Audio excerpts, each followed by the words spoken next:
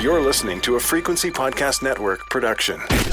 The Brock and Dalby Podcast. This is the Brock and Dalby Podcast. Welcome to Monday. My name is Brock. I'm Dalby.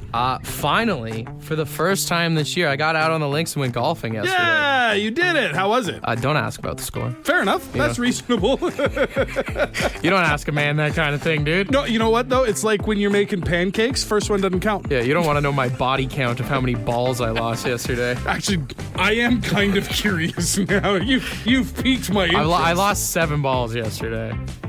Rookie numbers. I forgot who I'm talking to. You got to get those numbers up if you want to get sympathy from me. Actually, dude, so I went to, is it Lindway or whatever? It's in like Lyndhurst, just outside Kingston there. Sure. A beautiful small little 9-hole there. Okay, that's my speed. And as I was going to the 3rd hole, I saw, because I took a drive and it went short, but I didn't see where it went. Sure. My second one went better, so I was like, pull again. Yeah. Classic. As I was driving to like where my second ball was, I see this ball on the ground. My buddy's like, oh, that's yours. Must be your first one. So they scooped it up and I looked at it and I'm like, I didn't have a Michelob Ultra ball. And then as soon as I say that, my buddy's like, oh shit. Oh no. There's a dude like walking with his own like cart bag thing. Yeah. And he starts yelling at us and I just tossed it back. And took off? But I was already driving when I picked it up. Yeah. So I dropped that guy's ball probably like 20 feet back from where he already was. Oh no.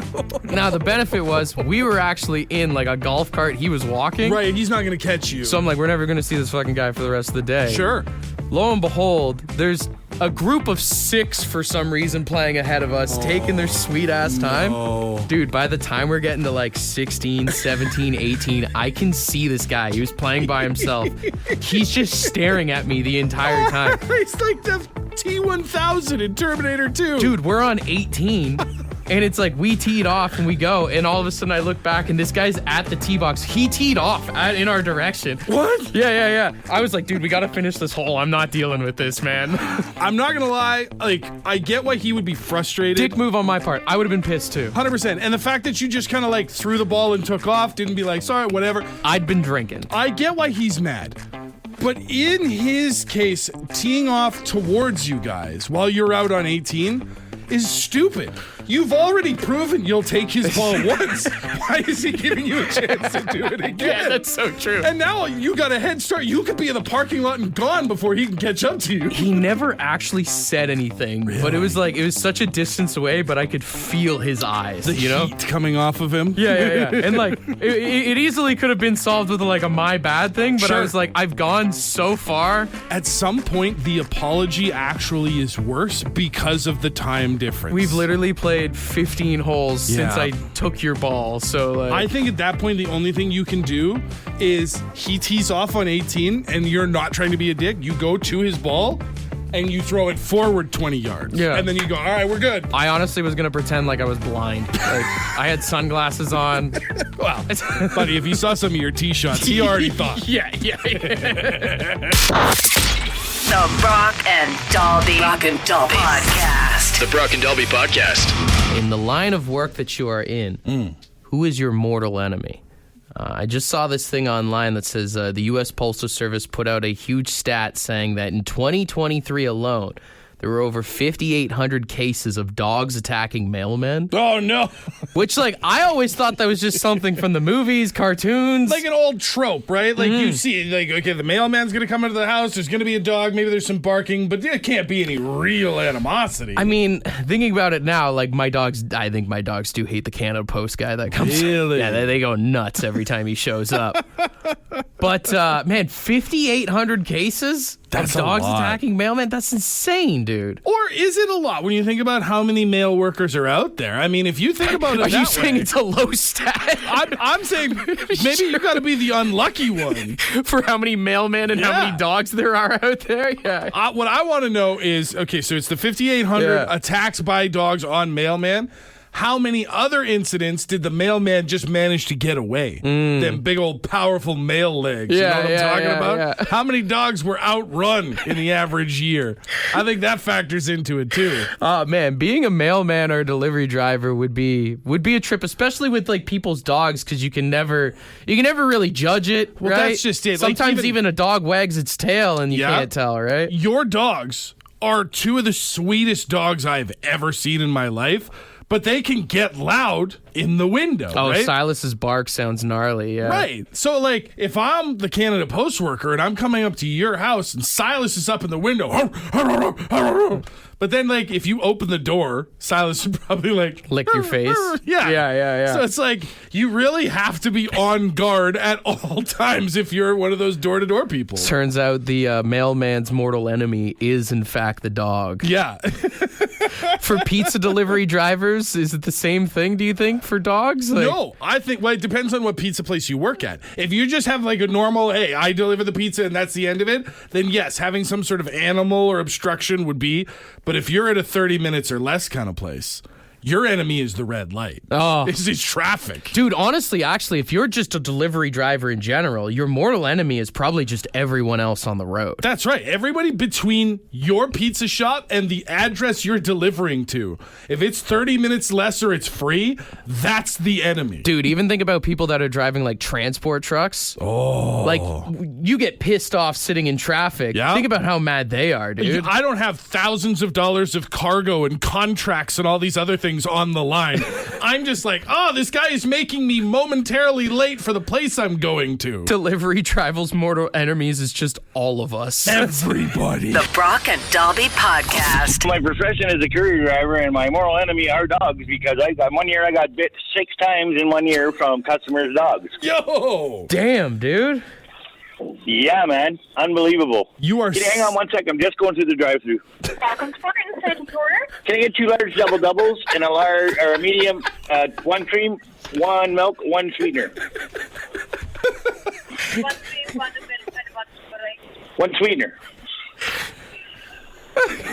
Thank you. Lonnie, is about that, this guys. why my packages are always delivered so late, or what? Well, I wouldn't say it's so late, you know what I mean? But it is true. When you knock on the door and you hear that dog, you don't know when you're knocking on that door that dog is going to lick your face. Also didn't know you were sitting in my driveway sipping at Tim Hortons. Honestly, I had a customer say, oh, no, my dog wouldn't bite you. Yeah. What does the little bugger do? He comes around and bites you right in the back of my calf. I said, so what now? Yeah, it wasn't fun. Honest to God, I got bit 6 times in 1 year. No word of a lie. Oh my God, that's terrible, dude. Yeah, it was absolutely horrible. All right, we'll let you go through the rest of the drive-through there. I mean, maybe next time you're delivering and you're worried about dogs, bring some old-fashioned plain Timbits to keep them at bay. Yo, you know who drive-through workers' mortal enemies are? People that are on their phones. 100%. Absolutely. How long was he waiting at that speaker with the lady going, can I take your order? Before he finally was like, oh, hey, hang on, boys. Someone said I work in retail. It's Karen's for me. Yeah. Someone said as a farmer, it's PETA. Oh, I didn't think about that. Yeah, on more of a grand scale. Someone said as a bartender, it's anyone who orders a mudslide. That's a dick move, right? I mean, honestly, any kind of you got to know where you're going. If you're down at the local watering hole and you're making the bartender make some 6-7 ingredient cocktail, just order a beer and go sit down like everybody else did. Someone just texted in, I'm a drug dealer, so it's the cops. A rivalry as old as time. And some drug dealers might even say dispensaries are their mortal enemies now. Based on the statistics, it doesn't seem like that's much of a feud. Or just this one that says, I'm a business owner. My mortal enemy, the tax man. The tax man, yeah. We've all been fighting the tax man for a while. Graphic designers and AI. I mean, dude, AI is kind of like a lot of people's mortal enemies. If you're a graphic designer, maybe if you're a musician. AI got beef with everybody. Yeah. Dude, even if you're posting sexy photos online now, like if you're an Instagram babe or something, AI's taking over that market too. OnlyFans versus AI? I don't know who's to say who's going to win in the end of that one. Sometimes you see a photo online, and you're like, look at that badonkadonk. Then you see 7 fingers, and you're like, Turns out that badonkadonks all ones and zeros, Like, brother. is that AI or is her parents' cousins? Like, what's... It's hard to figure out sometimes, man. The Brock and Dalby Podcast. I have a friend, a mutual friend of ours, actually, from out west, came out to visit. Oh, that's right. I'm terrible. I didn't even hit her up yet. Yeah, no, I'm aware, but that's okay. You know what it is, though, is like when you have company over, especially if it's someone that you haven't seen in a long time, like, I'm not on vacation, but she is. So, like, she's out here hanging out and visiting and all that stuff, and I'm kind of stuck in the normal routine of, like, I have kids to get up. Well, and we're the worst people to come visit for on a vacation if we're not Right. on vacation because we go to bed at like 9 o'clock. Exactly. Get up at 3 in the morning. Yeah. So you're kind of like trying to get your hangout time in where you can. Like yesterday, I was making supper for her and obviously for my kids, and she was just sort of standing there, like that's where she was trying to chat with me. Dude, when you're not working in a kitchen or in a restaurant, cooking in front of people is the worst experience of all time. Oh, having people watch you while you're cooking is annoying as hell, dude. I started a small fire in my kitchen yesterday. No way. Just a little one. Just a very tiny. What'd you do? I was making meatballs, and then I went How would you start a fire making meatballs? I'm explaining. I was making meatballs out of like Italian sausage, so it's like really oily. Okay. And then I also went to saute like some pizza sauce. I was making meatball subs, right? Okay. And I went to just kind of swish the pan. It was a high-walled pan. I went to just give it a little swish while I was trying to have a conversation to coat the meatballs in the pizza sauce, and just a little bit of the oil from the meatballs went up over the top of the lid and landed on the burner, and all of a sudden it just went like just turned into a tiny fire. And I'm freaking like, oh God! Went out, everything's fine, nothing's broken, no one's dead. Okay, I thought this was going to be a lot worse. No, but it was just like in that moment I was like panicking, and I was like, why did this have to happen in front of somebody? Why did somebody have to be standing in my kitchen watching me as I was doing this? Cooking has to be one of the worst things that you have to do in front of somebody. Yeah, that and sex. I can't say that's ever. Well, I mean, Are you talking about a third person in the room? I'm talking about the person that you're just doing it with sometimes too. Okay, sorry. I mean, depends on what you're into. If you're into people watching, that's all in the eye of the beholder. I was like, I've never had an audience before. It goes cooking, sex, and parallel parking, you know? Dude, parallel parking. Parallel parking might actually be higher than sex in terms of anxiety for being watched. Oh, it's stressful, dude. Especially if you ever go downtown and you're outside of like a restaurant or something, and you can see just a line of people watching you. Yeah. Either they're waiting to get into the restaurant, or God help you if it's patio season and you're trying to park. Now they're like 2 feet away from you, and you know they're judging. If I have to try and like back in more than twice, I'm like, screw it, I'll take a lap. Oh my, good for you for giving it the second try. If I don't perfectly like a glove Ace Ventura slide in, I'm like, I will not only leave the spot, but I may never come back. I will say though, on the other side of things, if I'm the dude in the restaurant, I get some sort of sick joy watching someone struggle. 100%. Especially when it's a couple in the car and you can tell they're starting to argue about it. 100%. There's value in if your restaurant or bar or whatever has a patio that's right next to some parallel parking. Those seats at the edge of the fence are now the best seats in the house. Yeah. It's dinner and a show. The Brock and Dalby Podcast. We got friend of the show, William, on the phone. William, what's one of the worst things to do in front of people? The worst, absolutely, is golfing in a golf tournament into the 18th hole with everybody waiting for you to finish. Oh, when you're one of the last groups out, you've got the whole tournament watching you. Oh, dude, that's rough. It's either going to be mint or it's going to be on the patio. Dude, not even that. You know what's the worst is when you're playing and someone's like, you can play through. I'd rather not. Oh, Yeah, and then you duff a shot? Can I not? I have never on the golf course been in such a hurry that I would like to play in front of someone. I would rather have to wait 15 minutes at each tee than go out in front. Yeah. Yeah, and then you shanker into the woods. You're like, yeah, I'm just going to take a drop. Oh. you just leave. I have no idea how pro golfers even like tee off with those crowds of people. Oh, God. Dude, I'd be shanking someone in the head for sure. Oh, you know you would. It honestly stresses me out when you watch like pro golfers drive. It's got to be, there are probably a lot of people who are talented enough to be on the level of a professional golfer who got out in front of their first big crowd on a tee and just went, nope. Yeah. Nope, never mind. Teeing off in front of a crowd is like backing up your boat in front of a busy lake. I would launch my boat under cover of midnight before I do it in the middle of the day. I would never. There's no chance. I would take my chances letting a stranger at the dock back my vehicle into the water before I do it myself. There's a series of guys I've seen online. I think it was last summer, and they would like go down to the docks and cheer people on. As Like, they're back. like give them positive reinforcement. They did it for everyone who was good and everyone who was bad. It's a great series of videos. Oh my God. That's the worst thing to have an audience for, man. Oh, absolutely. Some other ones that came in, 762-555. Thank you guys for your text. Someone said, having to do math in my head while people are around. Like, if you're at, like, a store or something like that, you're trying to count, like, I had to get this, and then I carry the one. So it's just, like, because you think, no matter what math you're doing, if you have an audience, you immediately think, everybody thinks I'm stupid right now.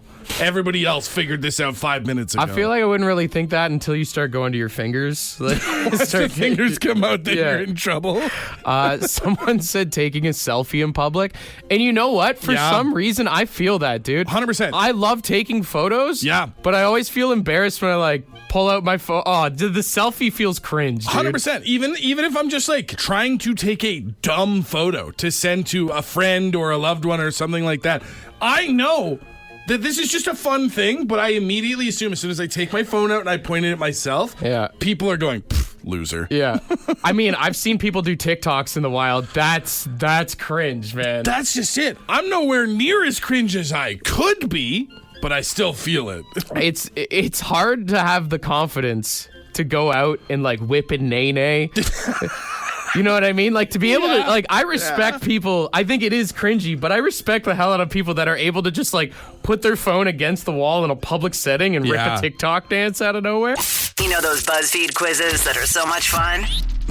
Yeah, that's not what this is. It's the quiz with Brock and Dalby. Tell the people the words of encouragement you just gave me before we turned the microphones on. As I was getting all the songs ready for the quiz, which thank you for everyone who texted in. Yeah. I said to Dalby, there are a few shame-worthy ones if you get them wrong. Nothing like, we all know that whether I get 100% or 1% on this quiz, it feels very random on any given day. Sure. But nothing like the added pressure of like, by the way, if you don't do well today, you're an idiot. I didn't say that. You did, okay? Yeah, my brain is screaming it right now. All right. Here's the first one that you will get shame-belled for if you don't get it right. Also, by the way, we forgot to say, if anyone just tuning in, the theme is when. Yeah, okay? yeah. This is the quiz. Brock gives me artists. I have to name their themed songs. Yeah, today's The theme is songs with when in the title. So, number one, Dalby, when I say Led Zeppelin, you would say... When the levee breaks. Yes. Okay. Absolutely. The excitement in your voice makes me feel dumb. I was really worried you weren't going to get that one right. And you know what? You're right to be worried. You were right. All right, when I say the Headstones, you would say... When something stands for nothing? Hell yeah, Okay, dude. okay. Hell yeah. This one's about everything and nothing. 2 for 2 here. Okay. Look at you. When I say the Killers, you would say... When we were young? It's... Try it again. When you were young? There we go. Okay, yeah. I couldn't remember the pronoun. There's a bit of a stretch, but we got there. We got there. for That's three. That's three. Count it. Might have been a gimme, but sometimes that happens, you know? Hey, if you putt within like 6 inches, you're allowed to just knock it in. Sure. Depending on who you're playing with, you know? When I say Prince, you would say? When doves cry. There you go. Ah! Look at the kid today. Oh, turns out I know about time. 4 for 4, baby. Okay. All right. When I say Green Day, you would say? When I come around. Wow! Also would have accepted Wake Me Up When September Ends as well. Oh, parentheses. We're counting parentheses. Okay. Mm-hmm. All right. Okay. We've got 2 more here. Power Man 5000. When worlds collide. Yes. Oh, that's my high school days right there, brother. All right, dude. That's a good song. Now let's see. Okay. To go 100% today. Oh, in the quiz. God. This is so stressful. Are you ready? No. When I say 3 Doors Down, can you give me their When song? When I'm gone. Yes. When I'm gone. Yes. Yeah. My dude. Woo! I did not have a lot of faith in you going into today, I know you did. Neither did I. but man, oh man, am I proud of you. Yay! Holy hell! 100%, baby. It's been a hot minute. Put her there, brother. Put her there. Absolutely. Love it. Oh my God. Well, hey, listen, I have so many people I want to thank. I want to thank my girlfriend. I want to thank my kids, my mom for raising me right. I want to thank Power Man 5000 for always being there during the Monday Night Wars. I don't get a thank you? You're my torturer. Oh, you'll love me when I'm gone, dude. This is the Brock and Dalby Podcast. All right. Stanley Cup final is set. That's the good stuff right there. That's the OG. Stanley Cup Finals is set. You got the Edmonton Oilers in Florida Panthers going head-to-head. That's right. 2 teams you couldn't possibly care less about, and you got a whole week to get pumped about it because the game 1's not till Friday, baby. Yeah, It's Saturday. Saturday, Ugh. yeah. They're giving them like the Super Bowl treatment there. I'm cheering for the Oilers mainly. I want to see McDavid do it. I want to see Zach Hyman lift the cup as well, former Leaf. But, Leaf fan, if McDavid wins a cup in Edmonton, he's never going to come back to Toronto like everyone's been saying since the day he got drafted. True. Would be nice to see, though. I don't know. I'm rooting for Edmonton in this. Who you got? I will cheer for Florida. I am, when it comes to the Edmonton Oilers, I am a classic hater. Oh, you lived in Edmonton for too long. I lived in Edmonton. I worked in Edmonton sports radio. I have an absolute disdain for about 99% of Oiler fans. I don't want them to be happy. I don't want them to live well. I will take Florida, even though it sounds really weird saying I'm cheering for Florida to win the Stanley Cup. I'll say this, man. The state of Florida has enough Stanley Cups after Tampa Bay won all those You're ones, not dude. wrong. There's no reason for them to have more. Brother, if it was anybody other than the Oilers, I'd be on board with your logic, but I cannot cheer for them. Now, here's the thing. If the team names were actually what they were, who comes out on top? The Oilers or the Panthers? Which have always been confused. Are the Oilers like riggers, like Right. guys that work on the oil rigs, or they like just oil itself? Right, and even you can't even go to the mascot for help because the mascot is a lynx that did meth once. Yeah. There's no help. Because if it's just oil, then like how does oil... I mean, I think oil would kill a cat. Well, if you poured it on there, sure. Yeah, exactly. And if it's an Alberta oil rigger, I mean, they'll hunt. Yeah. They'll hunt anything. They're probably all jacked up on cocaine. They got tools and stuff. They look like the mascot. But then again, I mean, a panther's a panther. I think if it's the average Albertan with like a big wrench versus a actual panther, I think the panther wins that fight. Yeah. I think the Albertan doesn't know what they're doing You think if you went up to Fort Mac and you unleashed like one panther? on an oil field. Yeah.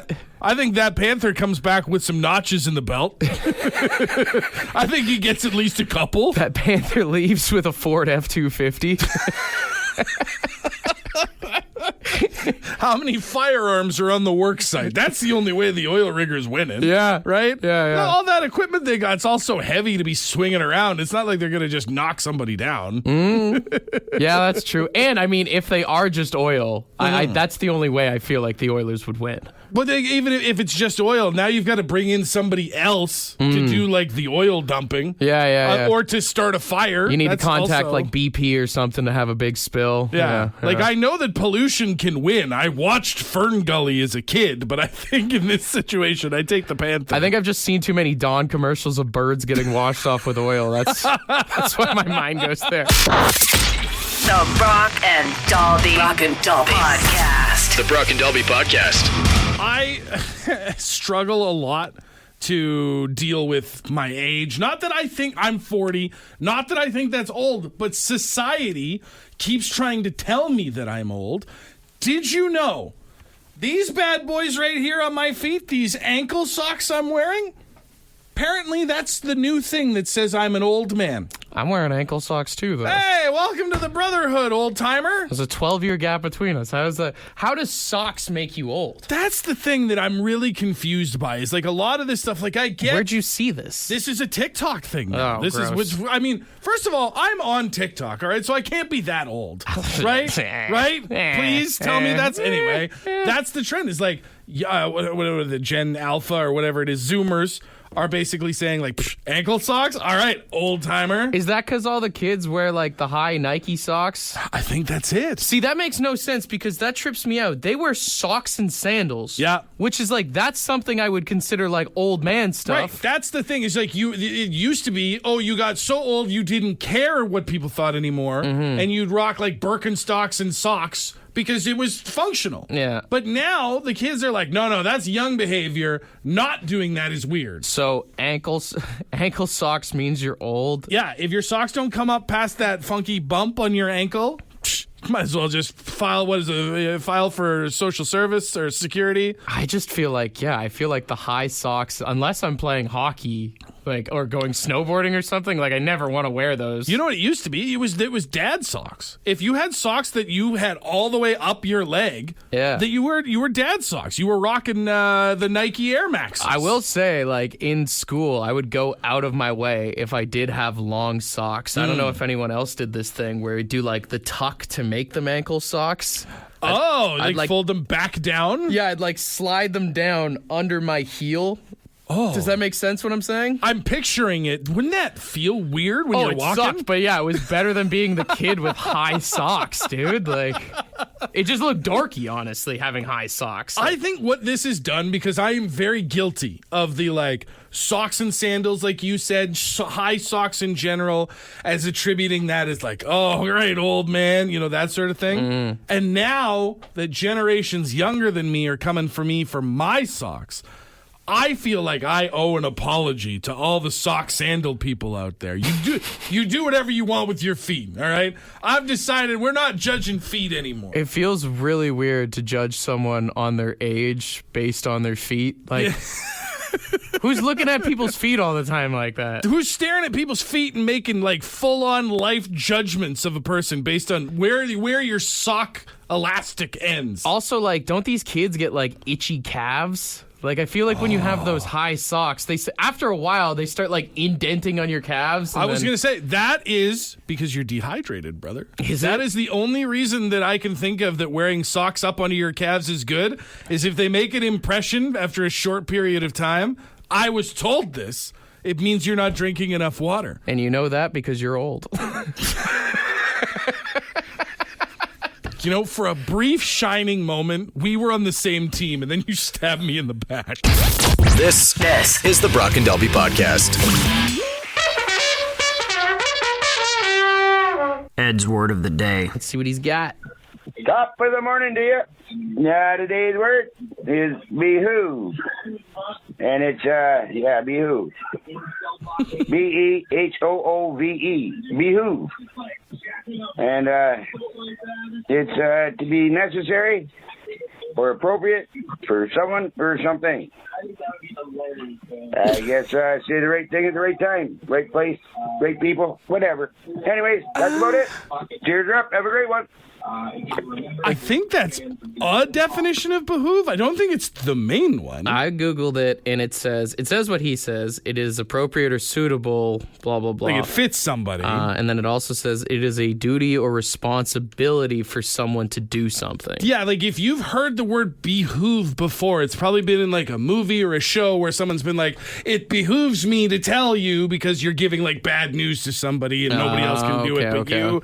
Yeah, like waking up at 4 o'clock in the morning is something we're behooved to do to come here to do this show. You're behooved to pay your taxes. That is, yeah. Well, according to the government, come and find me. But that's a different story. That's altogether. Sure. Yeah. So behooved is something that you're like supposed to do? Yeah, it's just sort of like it's your responsibility. As a father, you're behooved to not go for a pack of smokes and then never come back. You can go for the smokes, but it does behoove you to return to the home and raise your children. Okay. Yes. Okay. The Toronto Maple Leafs are behooved supposed to win a playoff series and not get eliminated. No, I would say it's more they are behooven to let down their fan base on a once-a-year basis. That hurts, but it does feel more accurate. That is it feels more accurate what you said than what I said. Behooven to do. Yeah. Behoove. Oh, behoove. Use it wherever you can today, all right? For more Brock and Dalby, tune in weekday mornings 5:30 to 9. The Brock and Dalby podcast is brought to you by badshop.ca, the Brock and Dalby merch store. With all proceeds going to the Canadian Cancer Society.